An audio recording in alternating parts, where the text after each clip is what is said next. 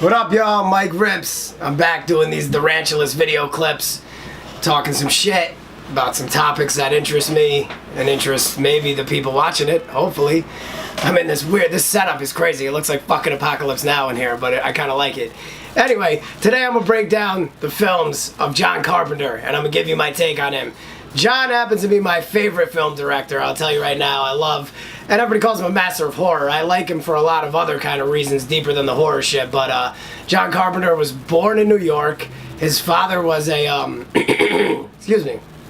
His father was a PhD musician, I think like classical music or something, because this is a long time ago. John was born in 1948, and his dad was teaching, I guess, for, you know, like a band at a college or whatever. And when he was young, when he was, I don't know, maybe like 5 or 6, somewhere around there, he moved to Kentucky, which, a small town in the Bible Belt in the Jim Crow South. This definitely affected his political beliefs, which I'm sure you guys, if you're a fan of John Carpenter, he's pretty far to the left. I don't know what his current political beliefs are, because all that shit's gotten completely insane. But back in the day, John, he definitely was pushing, you know, if you've seen They Lived, it's totally a left-wing message. Although it's weird, if you watch They Live now, you could totally flip it the other way around and it still would make complete sense. Fucking nuts. But anyway, I know that John at the time, he was as he was an adolescent, you know, it was weird. He said they, you know, considered him a Yankee. The people there were probably Bible-banging right-wing lunatics. But that's, you know, what you're going to find in Kentucky in the 50s and 60s. So I believe in 68, he would have been 20. Around that time, he was in bands. He was, you know, doing rock and shit like that. He was like a rock. He wanted to be a rock star. But what happened was, I guess his dad had bought like a, back in the day, a home camera, which God only knows what that was in the 50s and 60s. And then he had an editing thing, and he had he would have the thing where you roll it. It would be like the projector and everything like that. So he learned how to make films like that at a young age. And what happened was, when he was 20 years old, he got accepted to USC, the film school, which I think was like the best film school in the world at the time, or in America. And he did very well, and people loved his shit. His student film, his short film, was called like Bronco Billy or something like that. It's like Return of Bronco Billy or Bronco Kid, I can't remember exactly. It won an Oscar for short film, student film, and that's what really put him on the map. Then his first movie is Dark Star. I'll admit to you guys, I haven't seen that. I just know everything about it. It looks really bad. It's definitely a B movie. It's got some comedy. Like, it's the beginning steps of John Carpenter. Now, also, because he has that background in the rock shit, John composes all of his music in all of his movies. All those soundtracks, all the classic shit that everyone's always fallen in love with and heard from him, is him composing it and making the score. Maybe that's why the movies stand out and have their own vibe to it and they have their own thing to it so much, I'm not sure. But regardless, he graduates USC, his movie, his student film, gets an Oscar. Then he makes Dark Star, which is his first professional debut, which is, you know, just an accomplishment. I think he was 25 at the time, something like that. He was not old at all. And then his next movie is one of my favorite from him, but it's not in my top 5. But it's Assault on Precinct 13, which there's a shitty remake with Fish and Colin Farrell in it from out in maybe 98 or 99, somewhere around there. Anyway, Assault on Precinct 13 is really dope. It's like a siege movie, I would call it, and it's the first time you really see his kind of character, because the guy Napoleon, the main protagonist in it, who's like a prisoner who's in this place that's getting stormed by gangs in LA, in a suburb of LA. This one dude who's an inmate who's in there, he kind of saves the day. But definitely, and that movie's very known now because I guess, what's his name, Quentin Tarantino said that's like one of his favorite movies. That gave it a new life at one point or another. But after that, I don't know the chronology of all his movies. Of course, Halloween is in the beginning, and that's his most known movie, I'd probably say. Not looked at as his best these days, though. But I would say Halloween is his most known movie for sure. Michael Myers, of course. I love Halloween. Again, it wouldn't be in my top 5. I saw this, I got the chance to see it on the big screen a couple years back at one of these cult classic showings back when I lived in Connecticut. It was really dope. I can't even remember exactly how I got into John Carpenter, to be honest with you. I know my dad put me onto it. Here's a funny story. I was actually onto it before anything because my mother and father went to a double showing in the 80s before I was born, so it was probably it was 82, I believe. They saw a double showing while I was in the womb, and it was Blade Runner and it was The Thing. So I guess, you know, maybe the thing is the first thing I know. Ever since I was born, John's been a part of my life. Ever since I can remember anything, because I was such a huge fucking fan of, guess what? This shit right here. Y'all know what it is. Big Trouble in Little China, Jack Burton. You know what I mean?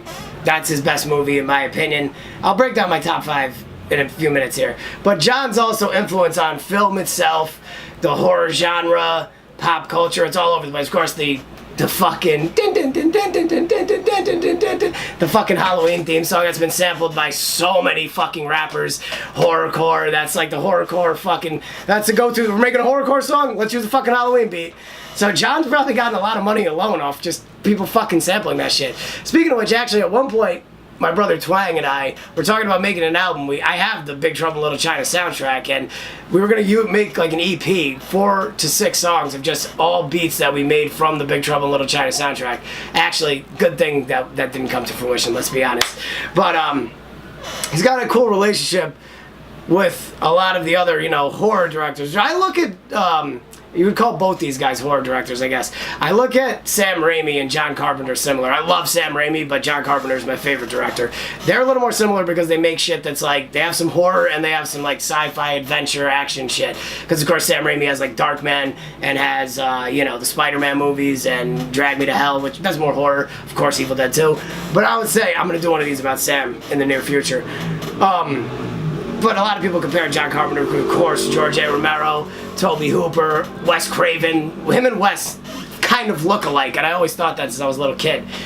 I like John a lot more than those guys just for the humor in his movies alone, and which all those guys have humor in their own right in their movies. But John's shit's always fun. It's got humor in it. It's always more like based on a Western. All his shit is kind of based on a Western if you actually think about it and watch it. And his favorite director is Howard Hawks. Obviously he's a big Sam Peckinpah fan, which he was relatively a contemporary of. But one thing that's kind of a stain on Carpenter's career at this point is all these fucking remakes.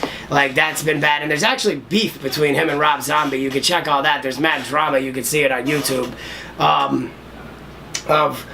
I guess John was mad about Rob Zombie redoing the remake. I don't fucking know. But he was not happy with it. Or Rob Zombie said something in an interview like John wasn't warm to him doing the remake or some shit like that. And Carpenter is in this one seminar and a few other places talking shit. Saying, no, that's bullshit. I don't know why he fabricated that. But who knows? I really don't know.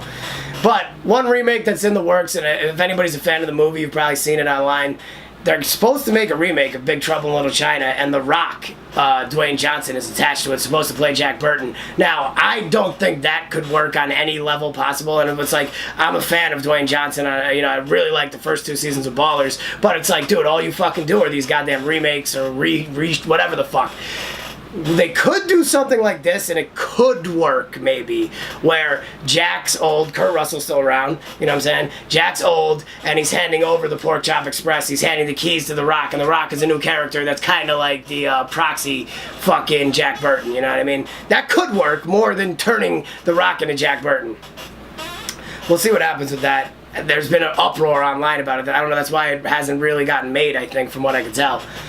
But I'm gonna bring also, what else? The Fog, which is one of my favorite. That's been remade. Let me give you my my 5 favorite John Carpenter movies. Let me break it down. Mine's gonna be a little bit different than a lot of people's. I'll tell you right now. All right, so 5. I'm gonna go with The Fog. Honorable mentions, by the way, Vampires. That's great. Fucking Mouth of Madness, like the Lovecraft shit. That's great. Fucking. All right, so 5 is The Fog. 4, I'm going to go with Escape from New York. Honorable mention as well, Escape from LA. A lot of people hate on it, but I love it. It's really fucking hilarious and dope, and it hits all its marks. Number 3, I have to go They Live. I love that movie on so many levels. It's hard for me to even number these, to be honest with you. They Live is number 3. Number 2, I'm going to say The Thing, which a lot of people would say is number 1, but this is my personal favorites. My personal favorites. The Thing is number 2, but I think The Thing is his best movie out of all of them. And number 1, I have to go with, you know what it is. That's right. Jack Burton, baby. Big Trouble in Little China. But yeah, I don't know. What do y'all think? Do y'all agree? Do y'all disagree? Let me know in the comments below. Peace.